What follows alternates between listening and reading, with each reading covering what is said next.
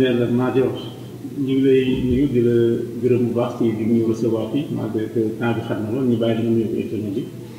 maa ngi lay fay di nuyu tous les internautes d'info Rewmi et puis di nuyu àddina bi yëpp voilà. waaw tey da ngaa affaire de ak tenue bi la. dafa am benn cuub yi moom sama benn jigéen moom ko baaxee temps yëpp moom daanaka soo dee xoolee interview yu bëri yi may def cuub yi laay sol cuub yi ñu ngi jóge ba Mali nekk xam nga man je suis une africaine.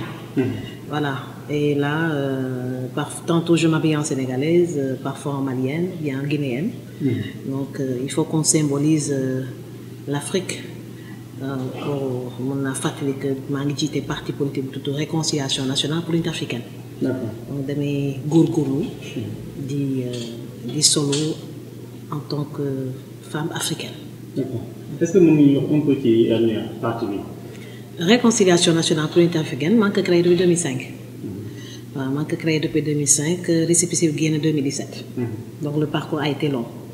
Voilà donc musuma tayi musuma découragé déposé naa ñaari yoon dossier am ñaari yoon récépissé de dépôt donc finalement si Aly Ngouille Ndiaye da tombé bu mu nekkee nii ministre de l'intérieur donc man maay 300e parti participé naa si législative 2012 yi ab parti participé naa si législative 2017 ab parti donc léegi moom àbb parti c'est derrière nous quoi. dootoo boot ci ginnaaw kenn. du bootu parce que dama doon àbb parti ak koy financé joxe caution li nga wax ci. kon bootu musul am donc dama doon gàddu lu bëri.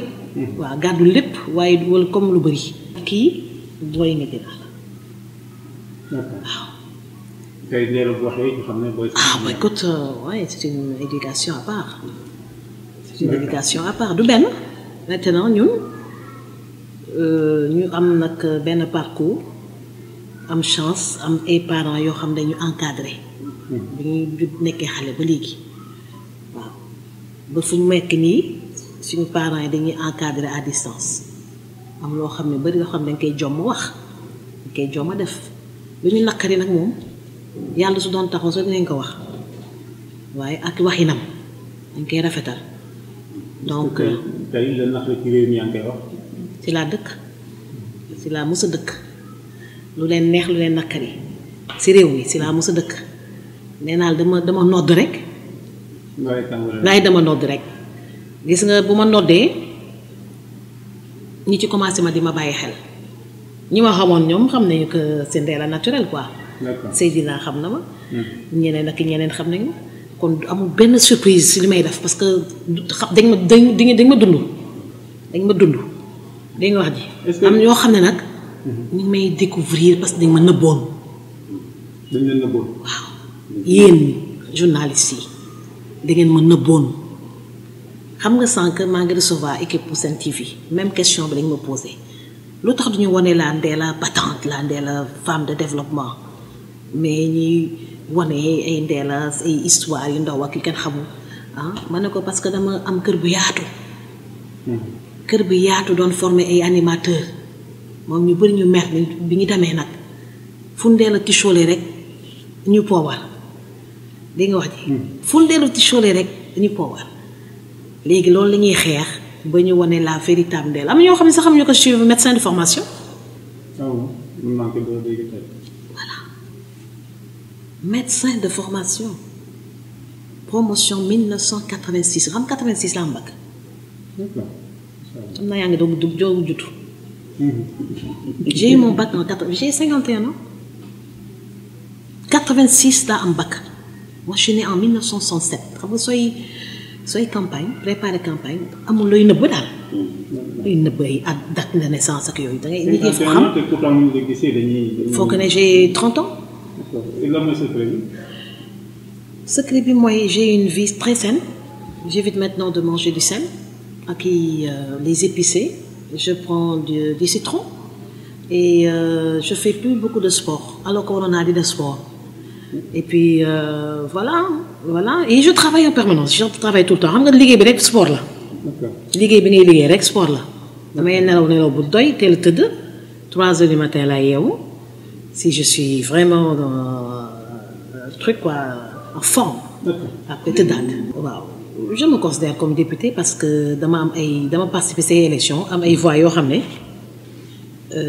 à l'époque de Abdoulaye Wade ku ko amoon am nga poste député ndax 2012 maa ngi am 8107 voix sur un contexte de bourrage d'urne avec des preuves formelles et puis avec des problèmes d'organisation d'élection. 2017 c'était différent. 2017 j'étais contre la tenue de ces élections kii manko bu mu tasee rek Macky Sall wax ci boppam que carte yi ñëpp duñ ko jot. j'étais pour qu'on reporte les élections donc foofu mënuma considérer que ñàkk nañu ñi fokkati Assemblée nationale ba nekk fa moi je les considère pas comme des députés donc dañuy def lu leen neex rek forcing donc député moom je me considère comme un député même si je suis pas à l'Assemblée nationale officiellement. présidentielle yi di ñëw nag nee naa Ndella Madior Diouf am récépissé parti réconciliation nationale pour l'unité africaine su ma présenté wul élection présidentielle ma xotti sama récépissé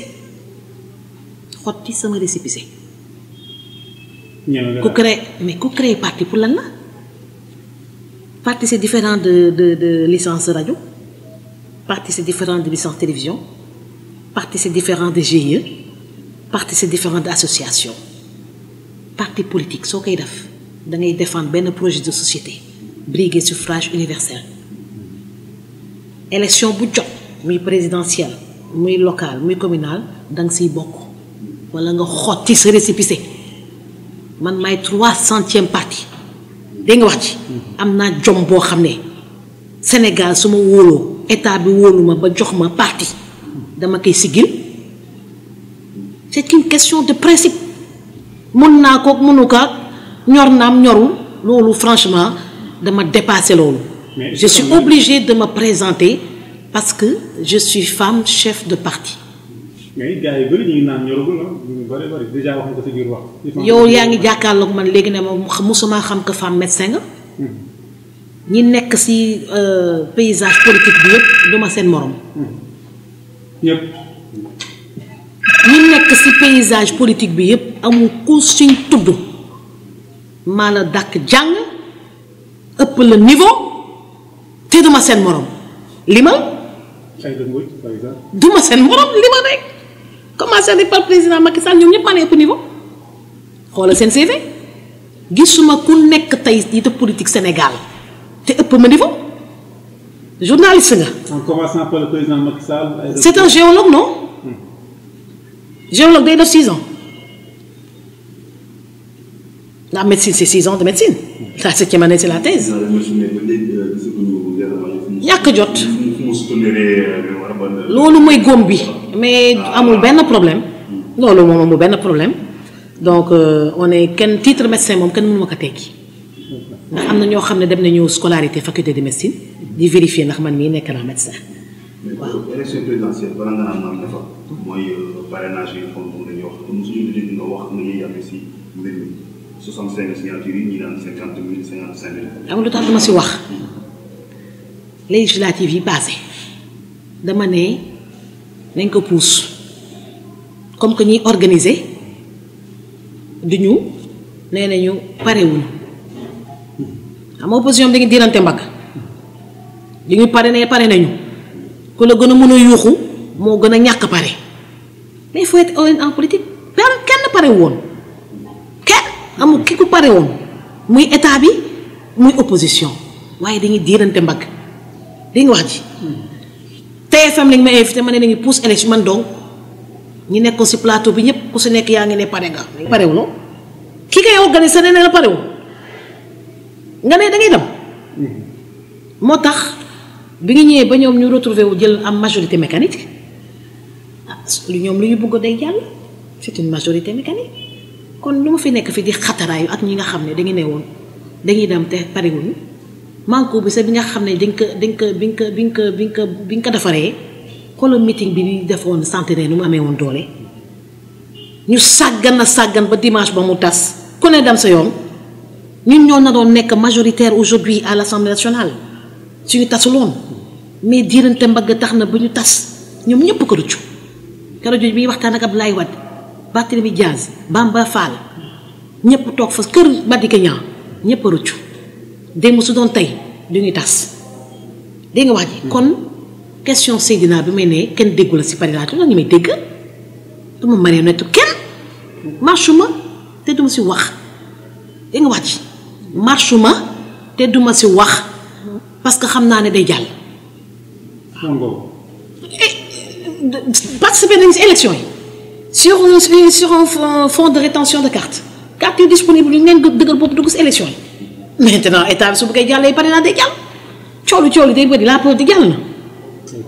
ñi conférence de presse yi kenn xamul yooyu yëpp dañuy amuser la galerie rek mais parrainage day jàll xanaa kay président à la dernière minute mu xam ne que faisabilité bi dina xaw a doy waar parce que il faut informatiser pour pouvoir identifier les véritables signatures éviter les doublons hein, et puis et tout donc c'est un travail sérieux affaire parrainage.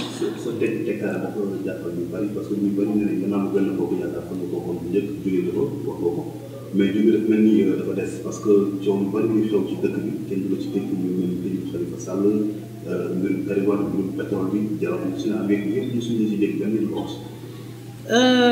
Benno Bokk Yaakaar effectivement le président de la République mos na ma recevoir Tambacounda ne ma jàppale ma dinaa la recevoir palais mujj bi mu recevoir ma fële États-Unis université Columbia University après benn conférence de presse bu mu fa doon def benn pas conférence benn genre séminaire bu mu fa doon def bon mujj bi ànd bi daanaka musta tàmbale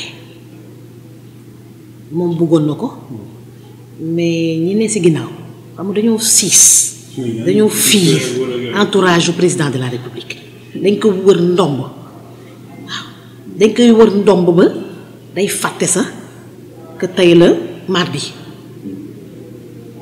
foog ñu ne ko tey la mardi pour ma xam ne tey la mardi. ñu wax ci APR wala pouvoir ministre yi député yi. waa APR ñoo nekk si kii bi ñoo ko wër ñi si rax dañ leen ñi si rax amuñu si benn njëriñ. entourage président. ñi si rax amuñu fa benn njëriñ ana kii dans ko di rax na si. est-ce que am na si njëriñ ana.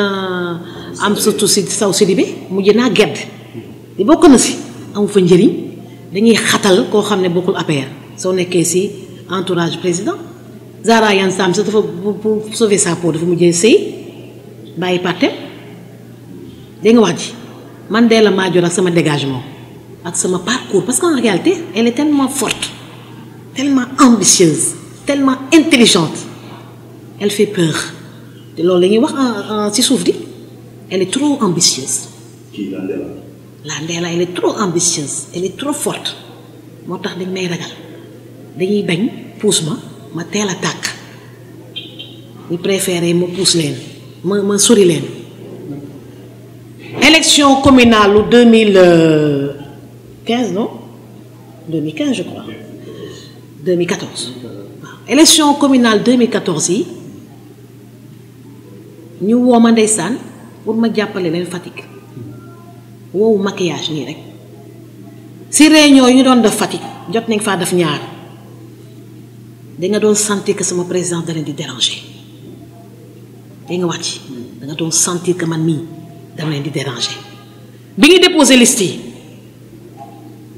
da nga jël sama tour seppi sànni fale raw gàddu nga nekk si kaw wala nekk si ginnaaw yi benn la ñuy jàll ñëppay jàll ndee la yéenewuñu ko sa poste conseiller municipal Fatick kon ñuy wax ay est-ce que APR ngemuñu ko dañoo xamul que ñoom dañ maa yéenewul sax poste communal Fatick bi ñu ma xeexee sama poste député dégg nga wax ji ku la yéenewul poste bu gën a ndaw poste communal Fatick yéenewuñu la ko sax. est-ce que boo demee ba ci kanam ma nekk Fatick juddoo Fatick sama ba juddoo ma Fatick Dakar laa juddoo mais samay parents yëpp ay séeréer lañu séeréer si bàyyi séeréer si ndey surtout Bour Sine te di ko tiitaroo war a nekk si xolu Fatick changer sama lieu de vote ànd ak ñoom daf samay article daf sama promotion lépp ñëpp teg si bët seppi tur ba dégg nga wax ji boobu Matar Ba moo doon maire nekk wu sa ministre des sports ba ma xoolee nag ma ne nag élection législative xeex nañ ma élection communale bugguñu sama nekk waxuma maire sax de parce que balaa ngay nekk maire da ngay nekk conseiller bugguñu sama nekk simple conseiller ak lu mu leen mën a apporter Fatick xoolal Fatick nu mu dee rek Ndella Madior simple conseiller Fatick lu mu leen mënal apporter ci coopération internationale kenn xamul nu mu toll c'est la plupart c'est des complexés la plupart dañuy ragal la plupart dañoo mënuñu initier dara moo tax seeni dëkk ak seen localité selew tilim di nga wax ji benn idée duñ ko am pour développer seeni localité kon man su ma nekkoon ci ñoom ànd ak ñoom dina am lu bari lu ma leen apporter ne serait-ce que sama statut médical li mu leen mën a apporter ci développement wér-gu-yaram localité bi lu mu leen mën a apporter ci coopération internationale kenn xamul nu mu toll mais ils n'en veulent pas parce qu'elle dérange parce que man kan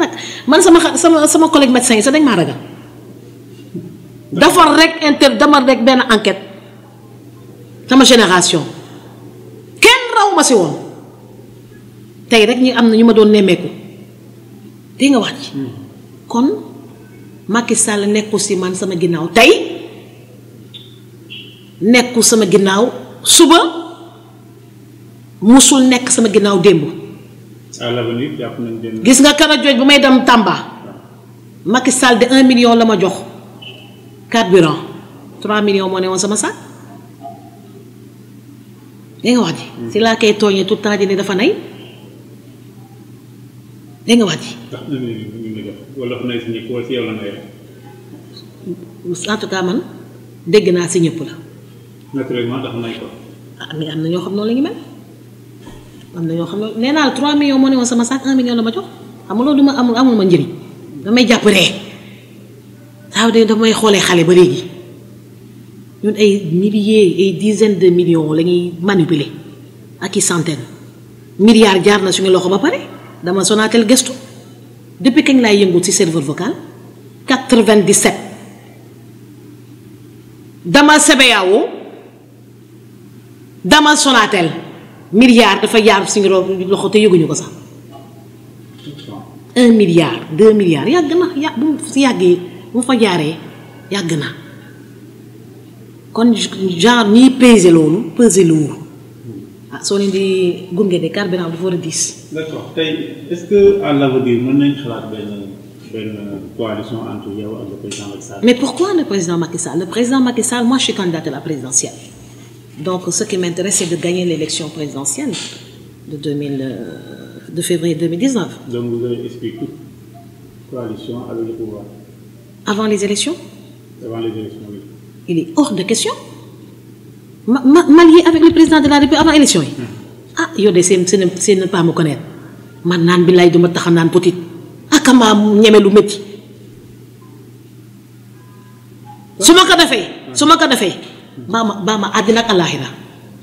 wax ju rëy ji nga wax ñu bari waxoon nañ ko fi dégg nañ ci borom changement yi fusillé ñëpp bu bari ay mor yaay seen vidéo yaa ngi tourné duma ñoom man duma ñoom lan ma ko jaral lu leen différencier à part xëy na ñu nekk góor nga nekk jigéen ku ma jàppalewu ku àndul ak man durant 6 ans et demi 6 ans et demi hein? C'est pas à 6 mois de la fin de ton mandat, c'est là que tu peux appeler le Sira. Ndax Macky Sall duma jappalé. Macky Sall lan la mëna apporter financièrement du xol bi sa du ko am.